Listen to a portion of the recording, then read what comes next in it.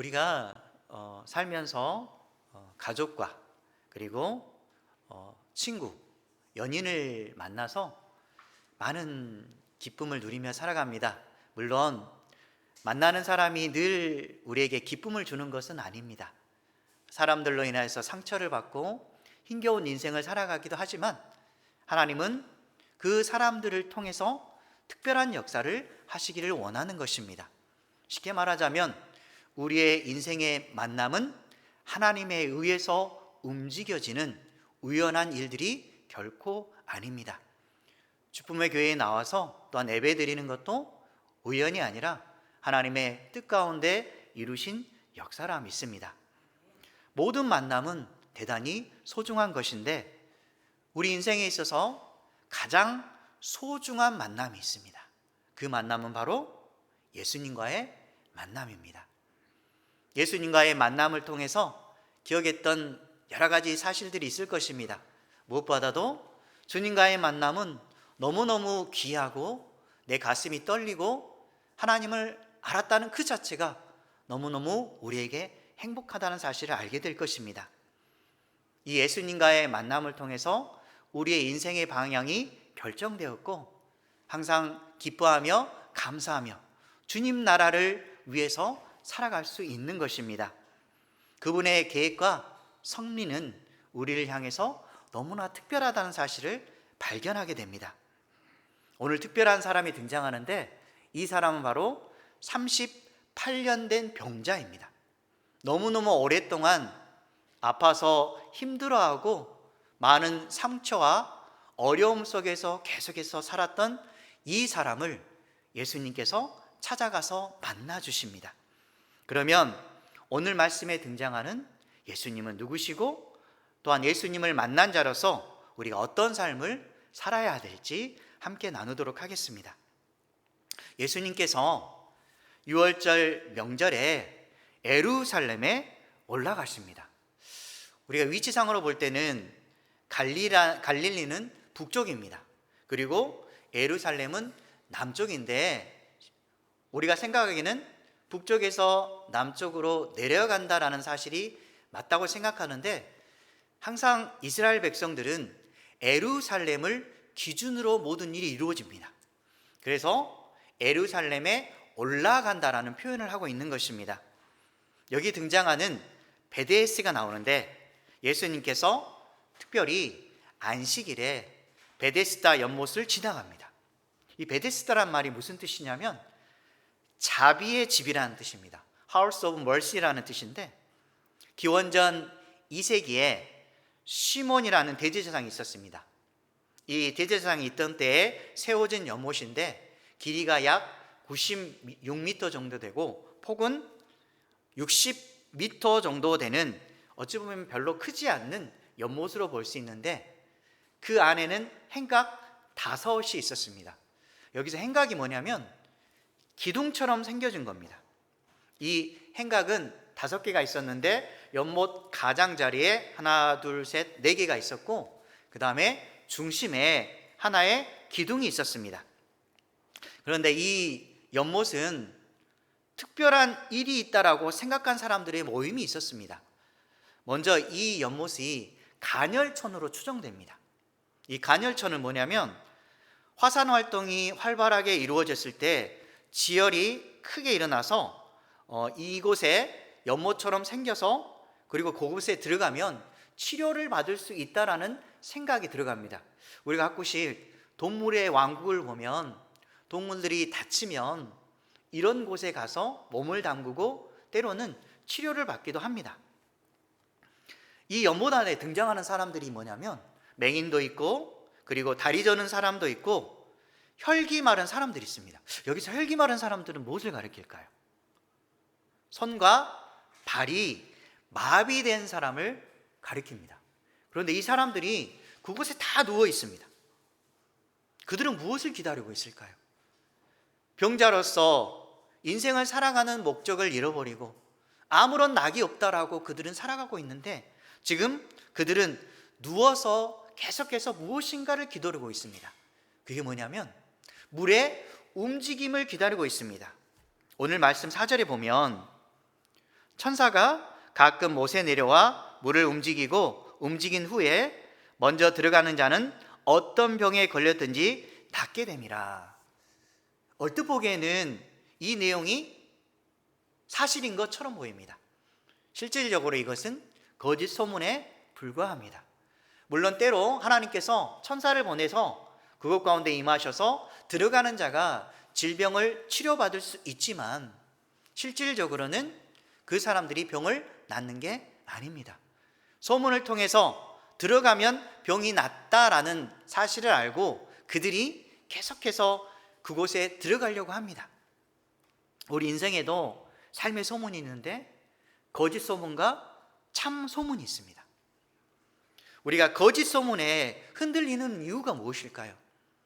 예를 들어서 우리가 물질이 적다고 생각하고 더 많은 것을 갖고 싶으면 자꾸 물질과 관련된 소문이 들릴 때 귀가 얇아지기 시작합니다. 어떤 일에 투자하면 투자로 인해서 모든 일이 잘 된대. 1,000만 원만 투자해. 그러면 10배를 너가 얻을 수 있다고 하더네. 투자해봐. 이런 말을 들었을 때 진짜 그럴까? 내가 돈이 없으니까 이곳에 한번 투자해서 내 돈을 많이 불려볼까? 또 어떤 사람은 몸이 너무 많이 아픕니다. 그래서 어떤 병원에 가면 그 사람이 명이 돼. 그래서 진짜 잘 치료한대. 그래서 우리는 귀가 얇아져서 사람들의 말을 듣고 그 병원을 찾아갑니다. 우리는 항상 우리에게 이로운 무엇인가를 얻기 위해서 그것의 소문을 듣고서 자꾸 따라가는 습관이 있습니다. 하지만 우리 인생에 있어서 가장 중요한 소문, 그것은 바로 예수님께서 우리와 함께 하시고 그분을 믿고 의지하면 우리 인생의 모든 것이 해결된다는 사실입니다. 어떤 분은 물어볼 것입니다. 제가 예수님을 믿고 의지했는데 물질은 힘들어지고 내 몸은 아파하고 자녀들은 뜻대로 되지 않고 하나님을 믿는다고 해서 모든 것이 해결되지 않습니다. 그런데 자꾸 예수님만 믿으면 모든 것이 해결된다고 하는데 그것이 진짜 사실입니까? 이런 물음을 가질 수 있을 것입니다. 왜 그 사람의 질문이 옳지 못한 것일까요? 우리 인생에 가장 중요한 것은 우리 인생을 살아가는 데 있어서 내가 구원받음으로 말미암아 내 인생의 끝은 하나님과 함께한다는 사실입니다. 그런데 도중에 하나님과 함께하는 삶은 늘 행복한 삶은 아닙니다. 자녀가 우리를 힘들게 하기도 하고 물질로 인해서 어려움을 당하기도 하고 사람으로 인하여서 상처를 받아서 눈물을 많이 흘리기도 하고 내 인생은 왜 내 뜻대로 되지 않는가? 다른 사람들은 다 행복해 보이는데 왜 하나님 믿는데 형통하다고 했는데 잘 된다고 했는데 왜 하나님께서는 나에게 축복을 주시지 않는가라고 원망할 수도 있을 것입니다. 하지만 하나님께서 원하시는 것은 어려움 속에서도 하나님이 내가 너와 함께 있단다는 사실을 깨닫기를 원합니다. 우리 인생의 핵심은 뭐냐면 어려움 가운데 임하시는 그 하나님을 믿고 끝까지 의지하며 살아갔을 때 하나님께서 우리의 길을 열어주신다고 하는 것입니다. 우리가 가장 행복한 삶은 뭐냐면 우리가 외롭고 힘들 때에 주님이 나와 함께 하신다는 사실입니다. 물질로 인하여서 흔들리지 마십시오. 내 질병으로 인하여서 내 아픔으로 인하여서 모든 것이 끝났다고 생각하지 마십시오. 그 순간 하나님을 바라보시기 바랍니다. 그때 예수님께서 나와 함께 하시고 나의 마음을 아시고 주님이 직접 찾아와 주신다는 사실입니다. 우리 인생의 참 소문은 뭐냐면 예수님만이 나의 인생의 진정한 치료자라는 사실입니다. 내 영혼의 질병을 먼저 치료해 주시고 병든 나에게 소망을 주시며 다시 회복할 수 있는 힘을 주시는 분이 바로 우리 예수 그리스도이십니다. 그래서 오늘 6절에 보면 예수님께서 찾아가는 한 사람 만나주시는 분이 바로 38년 된 병자입니다. 6절에 보면 예수님께서 그를 보자마자 누운 것을 보시고 라는 표현을 합니다. 첫 번째, 예수님은 우리를 찾고 만나 주시는 분입니다. 우리를 찾고 만나 주시는 분. 요한계시록 3장 20절 말씀 함께 읽도록 하겠습니다. 볼지어다 내가 문 밖에 서서 두드리노니 누구든지 내 음성을 듣고 문을 열면 내가 그에게로 들어가 그와 더불어 먹고 그는 나와 더불어 먹으리라. 예수님께서는 도움이 절실히 필요한 자, 그리고 절망 중에 빠져 있는 자, 잃어버린 자를 찾기를 원하십니다. 우리가 마음속에 어려움이 있었을 때 늘 예수님의 문을 두드리시기 바랍니다. 자꾸 어려움에 빠져서 나는 할 수 없어요, 왜 되지 않나요? 라고 그 상황 속에 빠지면 결코 헤어날 수가 없습니다. 그 순간 예수님을 바라보시기 바랍니다. 예수님은 말씀처럼 항상 기다리고 계십니다. 우리가 문을 두드리면 문을 열어주시고, 그리고 예수님께서 우리 마음에 찾아와 주십니다. 여러분도 마찬가지로 예수님께서 문을 두드릴 때 마음의 문을 여시고 주님께서 찾아오시면 주님과 더불어 기쁨을 누리며 사시기 바랍니다. 아무리 힘들더라도 주님이 나와 함께 하시면 그 어려움을 헤쳐나갈 수 있는 힘이 생기는 것입니다. 그러면 예수님을 만난 자로서 어떤 삶을 살아야 될까요? 항상 우리는 주님의 도우심을 간절히 바라며 사시기 바랍니다. 우리 잘 아는 말씀 이사야 41장 10절에 보면 너무너무 힘을 주는 말씀이 나옵니다. 함께 읽도록 하겠습니다. 두려워하지 말라, 내가 너와 함께함이라. 놀라지 말라, 나는 내 하나님이 됨이라. 내가 너를 굳세게 하리라. 참으로 너를 도와주리라. 참으로 나의 의로운 오른손으로 너를 붙들리라. 우리가 인생을 살면 두려움이 자꾸 엄습해 옵니다. 두려움이 생길 때마다 내 스스로 혼자만으로 문제를 해결하려고 하는데 주님은 말씀합니다. 두려워하지 말라, 내가 너와 함께 하겠다. 놀라지 말라, 나는 내 하나님이 되겠다. 내가 너를 굳세게 하리라. 참으로 나의 의로운 오른손으로 너를 붙들리라라고 하나님은 말씀합니다. 하나님의 그 의로운 오른손을 꼭 붙드시기 바랍니다. 자꾸 넘어지지 마시고, 넘어질 때 주님의 손을 붙잡고, 맞아, 주님이 나와 함께 하셔, 내가 다시 한번 일어설 수 있고 내가 주님을 향해 걸어간다면 주님께서 나를 이끌어 주실 거야 라는 그 믿음을 가지고 살아간다면 예수님이 우리의 길을 반드시 인도해 주시리라 믿습니다. 그리고 6절에 한 가지 더 보면 병이 벌써 오래된 줄 아시고, 이 말씀처럼 두 번째로 예수님은 우리의 중심을 보시는 분입니다. 우리의 외적인 모습이나 우리의 스펙을 보는 것이 아니라 우리 내면 안에 있는 진정한 믿음을 바라보시는 것입니다. 주님께서는 우리 내면 속에 있는 어려움과 힘겨움을 꿰뚫어 보십니다. 지금 38년 된 병자의 고통의 인생을 잘 알고 있는 것입니다. 38년 동안 그는 얼마나 고통스러웠을까요? 병이 낫기 위해서 물질도 썼을 것이고 주변 사람의 도움도 받았을 것이고 많은 노력을 했지만 결국 그는 질병의 치료를 받지 못했습니다. 마음에 한이 맺혀서 힘겨워하는 그 순간에 예수님께서 찾아와 주셔서 병이 벌써 오래된 줄 아시고 그의 마음을 점검하고 계시는 것입니다. 여러분들도 지금 예수님께서 여러분의 중심을 바라보고 계십니다. 이 자리에 예수님이 지금 함께 하십니다. 그래서 우리의 마음을 보시는 그 예수님께 우리의 진정한 마음을 드리는 것입니다. 사람이 많건 적건 아무 상관이 없습니다. 주님과의 관계, 나와의 1:1 관계 속에서 내 마음을 진심으로 드렸을 때 주님이 나와 함께하여 주시고 내 중심을 보시고 나의 아픔을 아시고 주님께서 우리의 마음을 치료해 주시기를 원하시는 것입니다. 그러면서 이런 말씀하실 것입니다. 내가 낫고자 하느냐. 지금 38년 된 병자에게 이런 말을 합니다.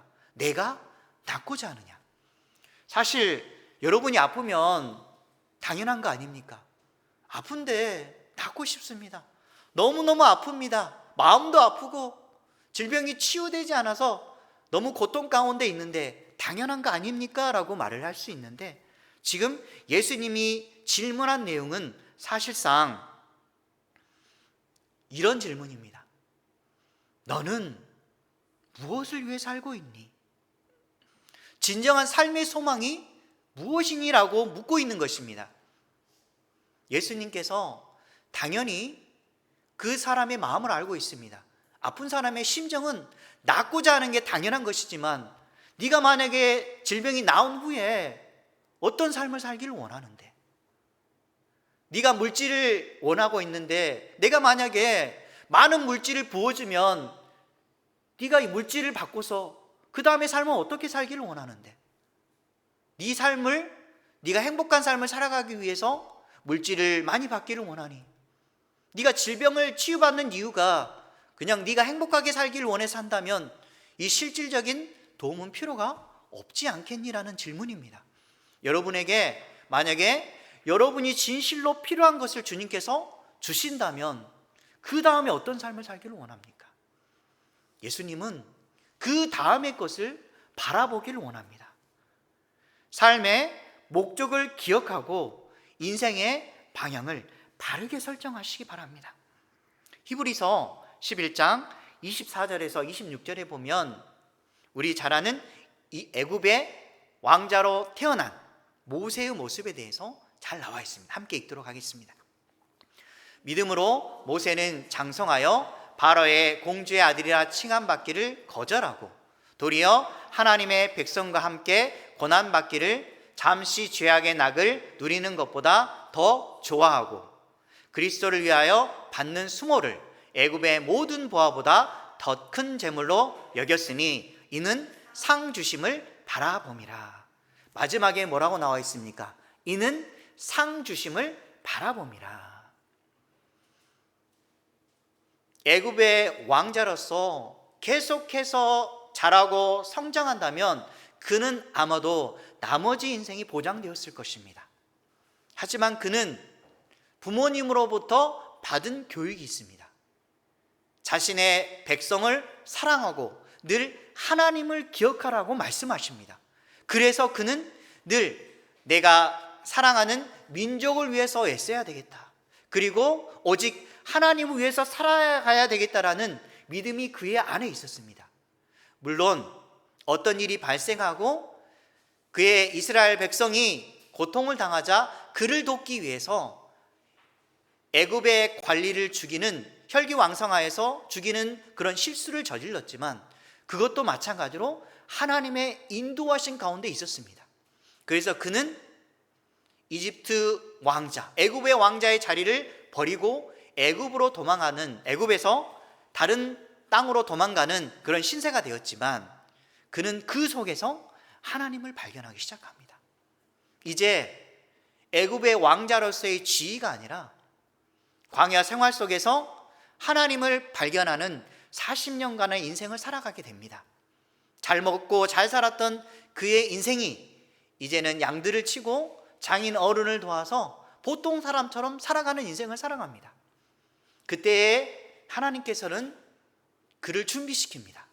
그래서 그는 다음 40년을 이스라엘 백성들을 애굽에서 이끌어가는데 지도자로서의 역할을 감당하도록 준비시켰던 것입니다. 근데 그는 120년의 인생을 살면서 과연 행복한 인생을 살았을까요? 40년의 인생, 애굽의 왕자로서의 인생이 제일 행복하지 않았을까요? 하지만 그는 마지막 순간에 세상의 어떤 것보다도 고난을 받으며 이집트에서 나와서 이스라엘 백성을 이끌어가면서 많은 어려운 가운데 함께 하셨던 그 하나님과 함께 있던 그 시간이 가장 소중하다고 인정하며 마지막 순간을 하나님께 드립니다. 우리 인생의 마지막은 어떨까요? 모세처럼 40년의 인생, 마지막의 인생을 주님께 드렸던 것처럼 오직 상 주심을 바라보며 주님 위해 살아가는 저와 여러분 되시기 바랍니다. 우리의 인생의 목표는 상 주심을 향해 달려가는 인생이라는 사실. 마지막으로 세 번째, 예수님은 어떤 분이신가? 8절에 보면 내 자리를 들고 걸어가라라고 말씀하십니다. 예수님은 우리를 치료해 주시는 분입니다. 우리의 구멍난 육체와 영혼의 상처를 치료해 주시고, 예수님의 이름은 병든 자를 고치고 기적을 일으키는 능력이 있습니다. 예수님의 이름은 병든 자를 고쳐주시고 모든 것을 이겨낼 수 있는 강력한 힘이 있는 것입니다. 사도행전 3장 6절에서 8절 말씀 함께 보도록 하겠습니다. 베드로가 이르되 은과 금은 내게 없거니와 내게 있는 이것을 내게 주노니 나사렛 예수 그리스도의 이름으로 일어나 걸으라 하고, 오른손을 잡아 일으키니 발과 발목이 곧 힘을 얻고 뛰어서서 걸으며 그들과 함께 성전으로 들어가면서 걷기도 하고 뛰기도 하며 하나님을 찬송하니. 여기서 보면 나면서부터 못 걷게 된 사람이 예수님의 이름으로 치유를 받게 됩니다. 예수님의 이름이, 이 능력이 베드로의 믿음을 통해서 나타납니다. 그러면 베드로의 능력은 우리에게는 나타나지 않을까요? 예수님의 이름의 능력을 힘입어 우리가 살아가면 반드시 우리에게도 놀라운 역사가 임할 수가 있습니다.